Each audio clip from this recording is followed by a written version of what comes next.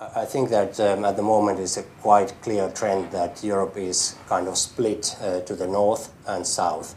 And in southern Europe, we see that it's maybe bottoming out now, but still the growth is very fragile over there, like Spain, 26%, 25% unemployment ratio, and so forth. But it's obviously so that it's improving at the moment. Going to the core Europe, Germany and France, everybody knows the story of Germany. It's a very strong locomotive of Europe. And France, it's a little bit of a question mark. Paris region, of course, it's a very attractive and so forth. It's very liquid, but still, the GDP growth is very fragile in France. Nordic countries and the Nordic region is really one of the top regions on our agenda. Has been that for a long time, and the reasons we just saw from the presentation, quite stable and the good fundamentals and so forth. The risks in the Nordics, of course, are the same as many countries. They are very much export-driven countries, and also quite a lot depending about what's happening in Europe and EU region. But also one thing what I think that you didn't cover in your great presentation is the impacts of Russia.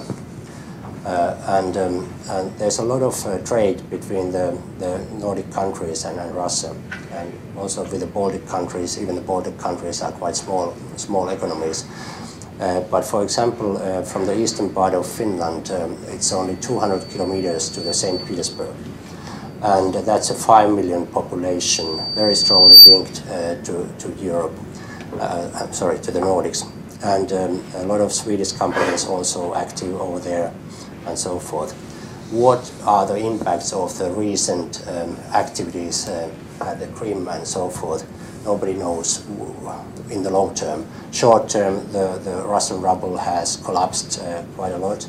And it's already seen that the tourists and the trades and all kind of consequences of the Crimea activities, how that will impact to the trade between these countries is a little bit unknown.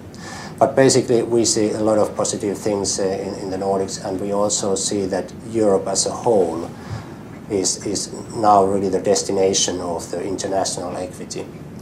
I've been in US and in Asia in last 2 months, and it's obvious that US investors who said a year ago that they don't believe that euro will stay or will remain as a currency, the trend has really changed, and a lot of investors, US investors, are looking for the Europe.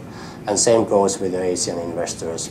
A number of them have already done some deals here in UK, but also now looking for other parts of the Europe. Maybe some of the investors are willing to go higher up on the risk curve, but still the mainstream seems to be core.